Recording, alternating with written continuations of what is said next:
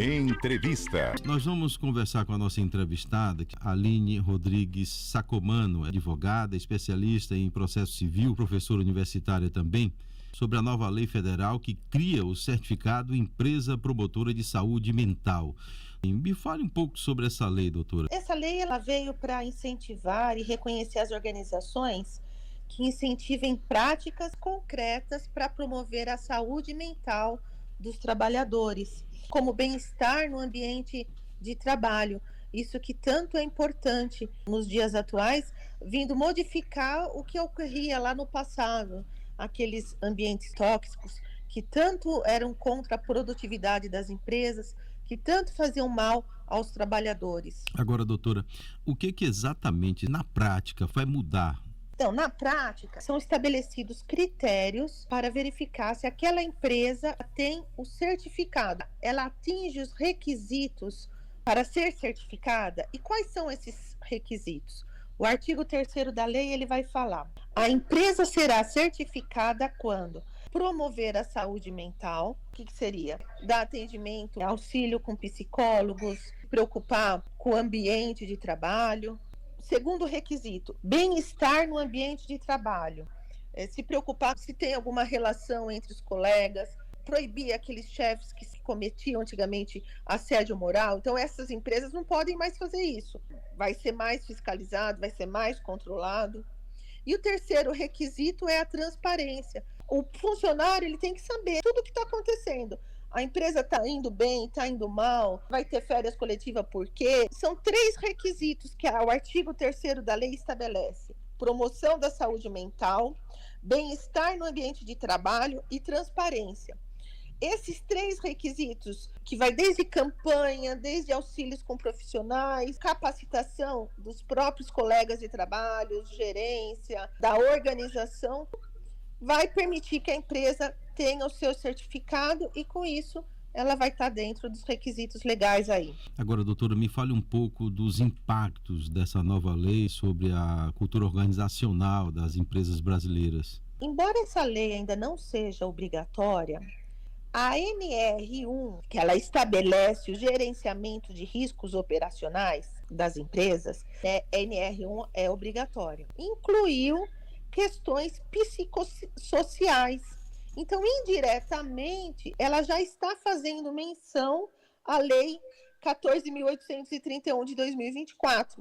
Indiretamente, ela tornou a lei obrigatória. Então, as empresas hoje, que obrigatoriamente têm que ter a NR1, estão mais preocupadas em atender esse requisito da saúde mental, do bem-estar dos trabalhadores. É um requisito que hoje está sendo mais cuidado, né? Quem viveu lá atrás, na década de 80, no início dos anos 90, quem já trabalhava nesse período, sabe que a mudança que teve nos ambientes organizacionais, apesar que ocorre muito assédio moral, ainda tem muito problema, mas diminuiu bastante. Agora, doutora, esse novo formato certifica essas empresas, atinge todas as empresas de pequeno porte, grande porte, médio porte. Quais são as empresas de fato que terão que aderir a essa certificação, mesmo sabendo que ainda não há uma obrigatoriedade, não é? Sim, atinge todas as empresas, independente do tamanho. E o que eu queria comentar é que existem pesquisas que provam que empresas que praticam esses requisitos ou que implementam essas práticas produzem mais. A empresa que investe, para cada dólar, ela tem 6 vezes mais de lucro. É comprovado. Além de toda a parte social, a parte humanitária, a empresa vai produzir mais porque pesquisas comprovam.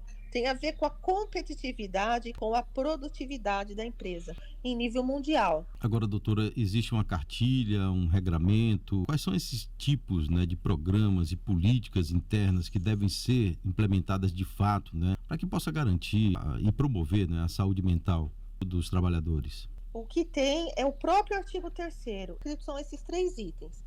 Promoção da saúde mental, não vem detalhado quais são essas práticas. Ainda não tem a cartilha, é muito recente, mas tem práticas que a gente vê, que são campanhas, assistência, psiquiatras, psicólogos, atividades, lazer. bem-estar no ambiente de trabalho e transparência. O que nós temos é a própria lei, no artigo 3º, que falam esses 3 requisitos.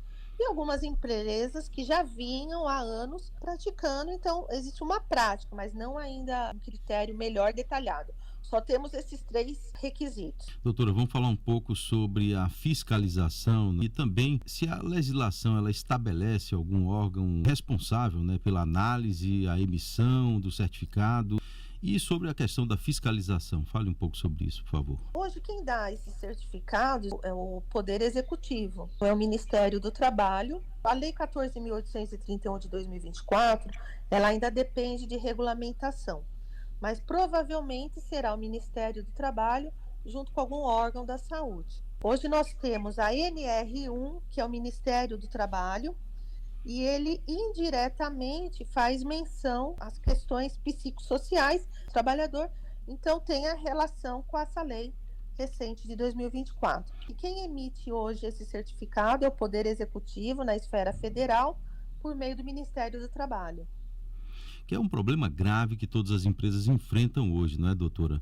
Então, Muito. eu penso que isso pode contribuir bastante. Com relação à renovação, deve ter um período para que esse certificado tenha validade.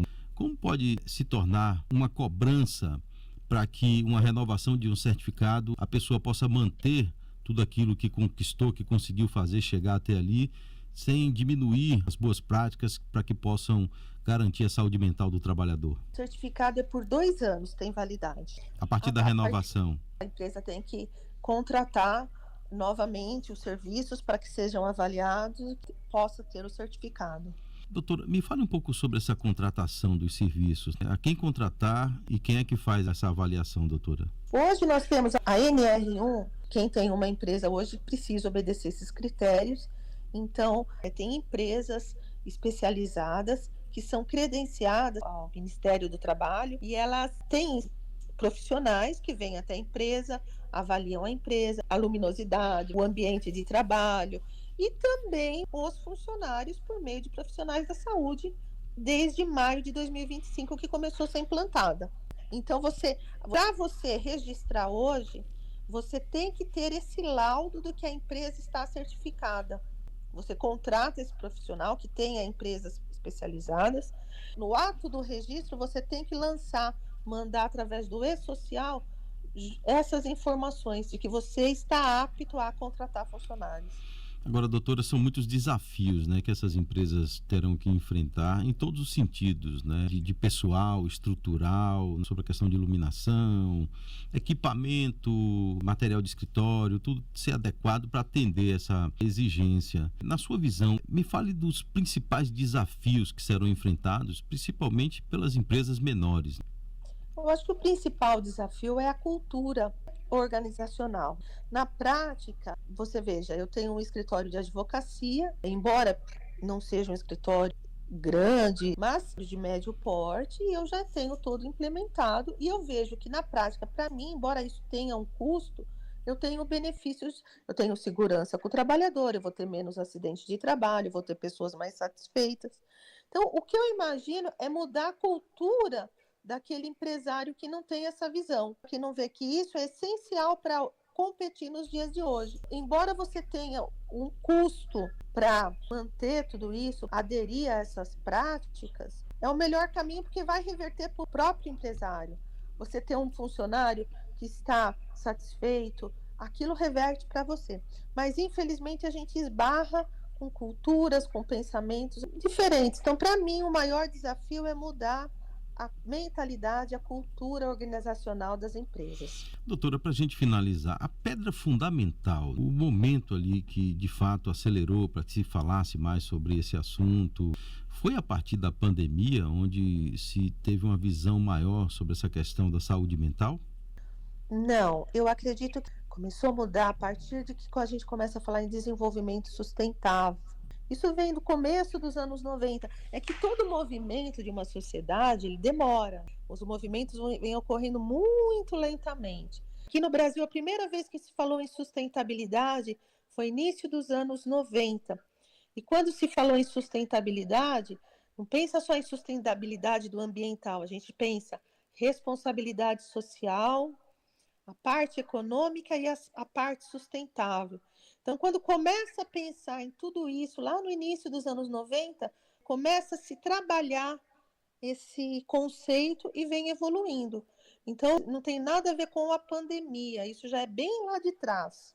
Ok, doutora, gostei demais do nosso bate-papo, viu? Agradeço a sua participação e lhe convido para um próximo bate-papo. Eu Obrigado, até a também, próxima, Andréia. viu? Eu que agradeço e até a próxima. Um abraço a todos.